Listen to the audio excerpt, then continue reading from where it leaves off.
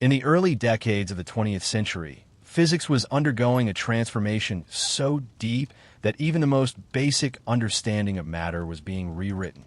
The atom, once thought to be solid and indivisible, had already been revealed as a structured system with a dense nucleus and orbiting electrons. Yet even this new picture was incomplete. Scientists were beginning to realize that the forces governing the nucleus itself were far more complex and far more powerful than anything previously imagined. At the center of this emerging field stood Enrico Fermi, a physicist whose work would bridge theory and experiment in a way that few others could achieve, and whose discoveries would ultimately lead to both the control of nuclear energy and the creation of one of the most powerful technologies in human history. Enrico Fermi was born in 1901 in Rome, Italy, into a family that valued education and discipline. From a young age, he showed an unusual ability to understand complex ideas with clarity. Mathematics and physics came naturally to him, not as abstract puzzles, but as systems that could be explored, simplified, and mastered. He had a quiet confidence in his thinking, combined with a practical mindset that would later define his approach to science. As a student, Fermi quickly distinguished himself. He studied at the University of Pisa, where his talent became evident to those around him. While many students followed established paths, Fermi often worked independently, teaching himself advanced topics and exploring ideas beyond the standard curriculum. He was not only absorbing knowledge, but actively reshaping it in his own understanding. This independence would become one of his defining traits. Fermi had a rare ability to move between theory and experiment with ease. Some physicists focused primarily on mathematical descriptions, while others specialized in laboratory work. Fermi did both. He could develop theoretical models and then design experiments to test them, creating a direct connection between abstract ideas and physical reality. In the 1920s, as quantum mechanics began to take shape, Fermi made one of his earliest major contributions. He developed a statistical model to describe the behavior of particles that follow what is now known as Fermi-Dirac statistics. This work provided a way to understand systems made up of many identical particles, particularly electrons. It explained how these particles are distributed across different energy levels, especially at very low temperatures. This was not just a theoretical achievement. Fermi-Dirac statistics became essential for understanding the behavior of matter in extreme conditions, including the properties of metals, the structure of stars, and later the behavior of systems in quantum physics. It provided a framework that connected microscopic behavior with macroscopic properties, showing how the collective behavior of particles shapes the world we observe. As his career progressed, Fermi turned his attention increasingly toward the nucleus. The discovery of the neutron by James Chadwick in 1932 had opened new possibilities. Unlike charged particles, neutrons could penetrate the nucleus without being repelled, making them ideal tools for studying nuclear reactions. Fermi recognized this immediately and began experimenting with neutron bombardment, using these particles to explore how nuclei respond when struck. His experiments led to a series of important discoveries. He found that when neutrons interact with certain elements, they can induce radioactivity, causing the atoms to become unstable and emit radiation. This process, known as induced radioactivity, showed that nuclear reactions could be initiated in a controlled way. It was a crucial step toward understanding how energy could be released from the nucleus. One of Fermi's most significant insights during this period involved the use of slow neutrons. He discovered that neutrons moving at lower speeds were more effective at causing nuclear reactions than faster ones. By passing neutrons through materials such as paraffin, he was able to slow them down, increasing their ability to interact with atomic nuclei. This finding was both simple and profound, revealing a key principle that would later be essential in the development of nuclear reactors. Fermi's work gained international recognition. In 1938, he was awarded the Nobel Prize in Physics for his discoveries related to neutron-induced radioactivity and his identification of new radioactive elements. This recognition marked him as one of the leading physicists of his time, But it also came at a moment of increasing political tension in Europe. Italy, under the rule of a fascist regime, was becoming an increasingly difficult place for many scientists. Fermi's wife, Laura, was of Jewish background, placing the family at risk under the racial laws being enforced at the time. After traveling to Sweden to receive his Nobel Prize, Fermi made a decision that would change the course of his life. He did not return to Italy. Instead, he moved with his family to the United States, where he would continue his work in a new environment, one that would soon become the center of a rapidly developing and deeply consequential area of research. At this point, the pieces were beginning to come together. The structure of the nucleus was better understood. Neutrons had been discovered and shown to be powerful tools for initiating reactions. The possibility of releasing energy from the atom was no longer theoretical. It was becoming a practical question, and Enrico Fermi, with his unique ability to connect theory and experiment, was about to play a central role in answering it. When Enrico Fermi arrived in the United States in 1938, he entered a scientific environment that was rapidly becoming the center of global physics. The discoveries of the previous decade had already begun to suggest that the atomic nucleus contained vast amounts of energy, but the exact mechanisms for releasing that energy were still being uncovered. Within months of Fermi's arrival, a breakthrough occurred in Europe that would redefine the direction of nuclear research. In 1939, scientists discovered nuclear fission. This process, observed in uranium, involved the splitting of a heavy atomic nucleus into smaller parts, releasing a large amount of energy along with additional neutrons.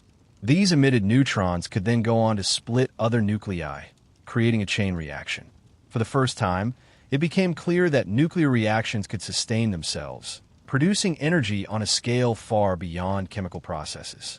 Fermi immediately understood the significance. His earlier work with neutrons, especially his discovery of the effectiveness of slow neutrons, placed him in a unique position. He already knew how neutrons behaved when interacting with matter. Now, with the knowledge of fission, he could begin to explore how to control these reactions in a systematic way. The central challenge was both simple and complex. Could a chain reaction be sustained in a controlled manner? If enough neutrons from one fission event caused further fission events, the reaction could continue. But if too many neutrons escaped or were absorbed without causing further reactions, the process would stop. Achieving the right balance required precise control over materials, geometry, and conditions. Fermi approached this problem methodically. At Columbia University and later at the University of Chicago, he began a series of experiments designed to measure how neutrons moved through different materials. He studied how they were absorbed, how they scattered, and how their speed affected their ability to induce further reactions. These experiments were not dramatic in appearance, but they were exact and carefully planned, building a detailed understanding of the conditions needed for a chain reaction. One of the key elements in this work was the choice of materials. Uranium, the element in which fission had been observed, was a natural starting point. However, not all forms of uranium behave the same way. Fermi and his collaborators had to determine how to arrange uranium in a way that would maximize the likelihood of sustained reactions. They also needed a material to slow down the neutrons, increasing their effectiveness. This led to the use of graphite. Graphite, a form of carbon, proved to be an effective moderator, a substance that slows down neutrons without absorbing them excessively. By placing uranium within a structure of graphite, Fermi aimed to create an environment where neutrons would be slowed to the optimal speed, increasing the probability of further fission events. The design of the system required careful calculation. Fermi developed methods to estimate whether a given arrangement would reach what is known as criticality, the point at which a chain reaction becomes self-sustaining. His calculations, combined with experimental measurements, allowed him to predict how different configurations would behave. This ability to combine theory with practical design was one of his greatest strengths. As the experiments progressed, the work became increasingly urgent. The Second World War had begun, and the potential military implications of nuclear energy were becoming clear. Governments recognized that if a controlled chain reaction could be achieved, it might be possible not only to generate energy, but also to create weapons of unprecedented power. This added pressure to the scientific effort, accelerating research and bringing it under strict secrecy. Fermi became part of what would later be known as the Manhattan Project. This large-scale program brought together scientists, engineers, and resources to explore the possibilities of nuclear energy. Within this effort, Fermi's role remained focused on the fundamental problem of achieving a controlled chain reaction. Without this step, further developments would not be possible. The work reached a critical point in Chicago. There, beneath the stands of a football stadium at the University of Chicago, Fermi and his team constructed an experimental device that would test their ideas. This structure, known as Chicago Pile 1, was made of layers of graphite blocks with uranium embedded within them. It was not a machine in the modern sense, but a carefully arranged assembly designed to achieve a specific physical condition. Every detail mattered. The spacing of the materials, the purity of the graphite, the arrangement of the uranium, all had to be precise. Control rods made of materials that absorb neutrons were included, allowing the reaction to be adjusted or stopped if necessary. The entire system was built with a clear understanding of the risks involved, though the full consequences of success were still unfolding. On December 2nd, 1942, the experiment reached its defining moment. As the control rods were gradually withdrawn, the reaction rate increased. Instruments measured the neutron activity, showing that the system was approaching criticality. Fermi monitored the data carefully, making calculations in real time. Then, for the first time in history, a controlled, self-sustaining nuclear chain reaction was achieved. It was a quiet moment, but a profound one. There were no explosions, no visible signs of the energy being released. Yet within that structure, the process had begun, a continuous sequence of nuclear reactions producing energy in a controlled manner. Humanity had, for the first time, harnessed the power of the atom. The implications were immense. This achievement demonstrated that nuclear energy could be controlled and sustained, opening the path to both nuclear reactors and nuclear weapons. It marked the beginning of a new era, one in which the energy contained within atomic nuclei could be accessed and used. Fermi's role in this process was central. His understanding of neutrons, his ability to design experiments, and his precise calculations all contributed to the success of the project. He had taken the abstract idea of a chain reaction and turned it into a physical reality. What followed would extend far beyond the laboratory. The controlled reaction achieved in Chicago was only the beginning. The same principles would soon be applied on a much larger scale, leading to developments that would shape the course of history in ways that few could fully anticipate at the time. After the successful creation of the first controlled nuclear chain reaction in Chicago, the nature of Enrico Fermi's work changed rapidly. What had once been an experimental question became a powerful and urgent reality. The ability to sustain a nuclear reaction was no longer theoretical. It had been demonstrated, measured, and understood. Now, the focus shifted toward scaling this process, applying it in ways that could produce significant amounts of energy. At this stage, the scientific effort became deeply tied to the broader goals of the Second World War. The Manhattan Project expanded into a vast, coordinated program involving multiple research centers, industrial facilities, and thousands of individuals. While many scientists contributed to different aspects of the project, Fermi remained closely connected to the fundamental physics of nuclear reactions. His role was to ensure that the underlying processes were understood and controlled, providing a stable foundation for further development. One of the key challenges was the production of materials needed for sustained reactions. Natural uranium contains different isotopes, not all of which are equally useful for fission.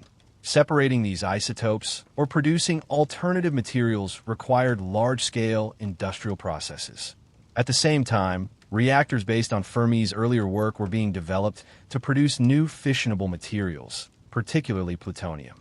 These reactors relied directly on the principles demonstrated in Chicago, using controlled chain reactions to transform elements within the reactor core. Fermi's understanding of neutron behavior remained essential. He continued to study how neutrons moved through materials, how they were absorbed, and how their interactions could be managed. These details determined whether a reaction would remain stable, increase, or stop. In large-scale systems, small variations could have significant consequences, making precise knowledge critical. As the project progressed, the focus expanded toward the creation of nuclear weapons. This aspect of the work introduced new levels of complexity and consequence. The same chain reaction that could be controlled in a reactor could also be designed to occur rapidly and uncontrollably, releasing enormous amounts of energy in a very short time. Achieving this required different configurations and careful engineering, but the underlying physics remained connected to the principles Fermi had helped establish. Fermi was present during key moments of this development. He was at the Trinity test in 1945, the first detonation of a nuclear device. This event marked the transition from theoretical possibility to demonstrated reality. When the explosion occurred, it released an amount of energy far beyond conventional weapons, confirming that the forces within the nucleus could be harnessed on an unprecedented scale. Fermi's reaction to this moment reflected his practical nature. Rather than relying only on instruments, he performed a simple, direct measurement. By dropping small pieces of paper and observing how far they were displaced by the blast wave, he was able to estimate the energy of the explosion. This method, though simple, demonstrated his ability to extract meaningful information even in extraordinary situations. The success of the Trinity test was followed by the use of nuclear weapons in Japan. These events brought the war to an end, but they also introduced a new reality. The power of nuclear reactions, once confined to laboratories and theoretical discussions, had been released into the world with devastating effect. The consequences were immediate and long-lasting, raising questions about the role of science and the responsibilities of those who pursue it. After the war, Fermi's work continued, but the context had changed. He became a professor at the University of Chicago, where he returned to teaching and research. His focus shifted toward fundamental questions in physics, including the behavior of particles and the nature of high-energy interactions. While nuclear energy remained an important area, the immediate urgency of wartime development had passed, allowing for a broader exploration of scientific ideas. Fermi also contributed to the development of nuclear reactors for peaceful purposes. The same principles used to create controlled chain reactions were applied to generate energy for civilian use. Reactors designed for power production were developed, offering a new source of energy that did not rely on traditional fuels. This application reflected the dual nature of nuclear science, capable of both destruction and creation. In his teaching, Fermi was known for clarity and simplicity. He had a unique ability to explain complex ideas in a direct and understandable way. Students learned not only the details of physics, but also a method of thinking, one that emphasized estimation, reasoning, and a clear connection between theory and observation. This approach influenced a generation of physicists, many of whom went on to make important contributions of their own. One of his lasting contributions to scientific thinking was the idea of what are now called Fermi problems. These are questions that require estimation and logical reasoning rather than precise data. By breaking complex problems into simpler parts and making reasonable assumptions, it is possible to arrive at useful answers even with limited information. This method reflects Fermi's broader approach, focusing on understanding rather than unnecessary complexity. As the field of physics continued to evolve, Fermi remained active in exploring new areas. He worked on particle physics, studying the interactions of fundamental particles and contributing to the development of theories that would later become part of the Standard Model. His work maintained a balance between theory and experiment, reflecting the same qualities that had defined his earlier career. Throughout this period, the impact of his earlier discoveries remained present. The control of nuclear reactions, the understanding of neutron behavior, and the practical realization of atomic energy all continued to influence science, technology, and global politics. These developments shaped not only research, but also international relations as nations grappled with the implications of nuclear power. Fermi's career illustrates a rare combination of abilities. He was both a theorist and an experimentalist, able to move between abstract ideas and physical systems with ease. He approached problems with precision, but also with practicality, always seeking clear and direct answers. By the time he reached the later stages of his life, his contributions had already altered the course of physics. The atom was no longer just a subject of study. It had become a source of energy, a tool of technology, and a factor in global decisions. And at the center of that transformation was Enrico Fermi, whose work had turned the hidden processes of the nucleus into something that could be understood, controlled, and ultimately used. As Enrico Fermi moved into the final years of his life, the world he had helped shape was already changing in ways that extended far beyond the laboratory. The discovery and control of nuclear reactions had not only transformed physics, but it also altered global politics, energy systems, and the very way humanity understood its own power. What began as a scientific investigation into the structure of the atom had become one of the defining forces of the 20th century. After the Second World War, the focus of nuclear research began to shift. The immediate urgency of wartime development gave way to longer-term questions about how nuclear energy could be used, controlled, and understood. Governments established programs to manage nuclear technology, while scientists continued to explore its underlying principles. Fermi remained deeply involved in this transition, contributing both to research and to the broader scientific community. At the University of Chicago, he played a central role in rebuilding scientific work in a more open and academic setting. He returned to teaching, guiding students through complex areas of physics with a style that emphasized clarity and direct reasoning. His lectures were known for their simplicity, not because the material was easy, but because he presented it in a way that made it understandable.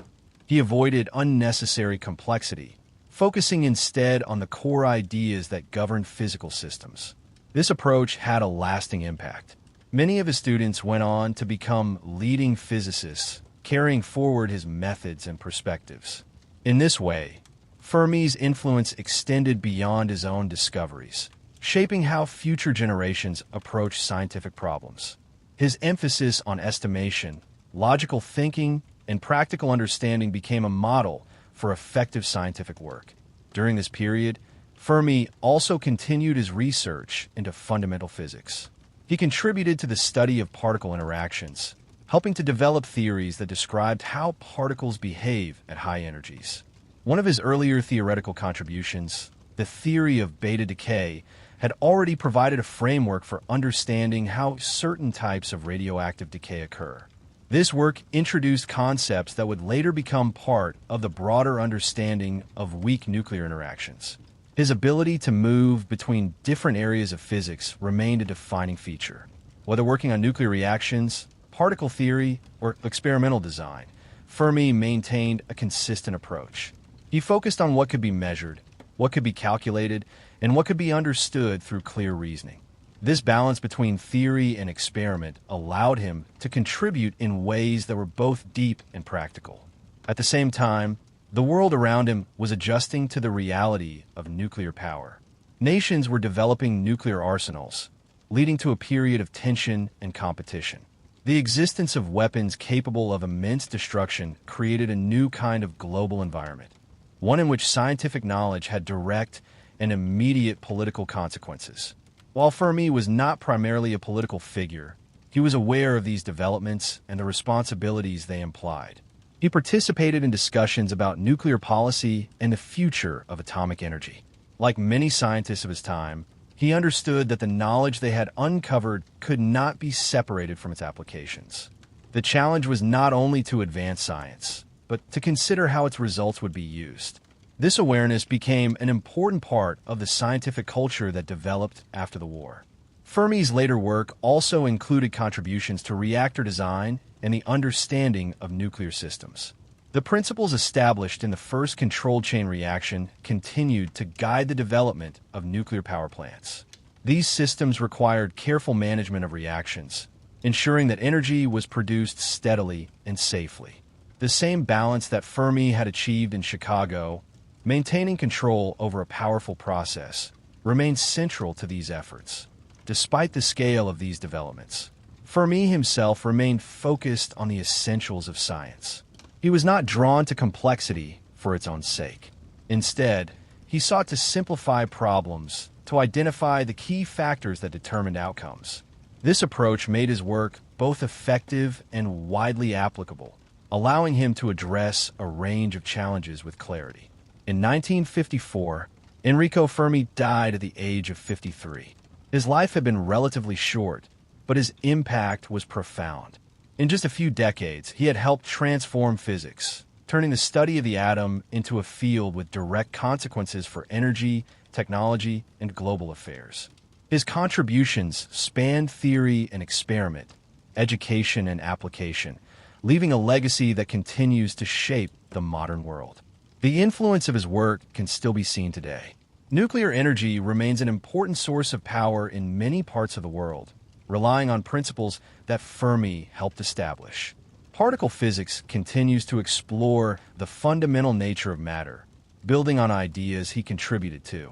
Even the methods he used, breaking problems into manageable parts, estimating outcomes, and connecting theory with observation, remain central to scientific practice. Fermi is often remembered as one of the last physicists who could fully bridge theory and experiment. This combination allowed him to see problems from multiple perspectives, to design experiments that directly tested theoretical ideas, and to interpret results with precision. It is a rare ability, one that made his contributions especially significant. Looking back, his work represents a moment when humanity gained access to a new level of power. The energy contained within the atom, once hidden and theoretical, became something that could be released and controlled. This achievement brought both opportunity and risk, shaping the direction of science and society in lasting ways. From the quiet calculations of neutron behavior to the realization of a self-sustaining chain reaction, Fermi's journey reflects the progression of scientific discovery. It begins with curiosity, moves through careful experimentation, and leads to outcomes that extend far beyond their original purpose.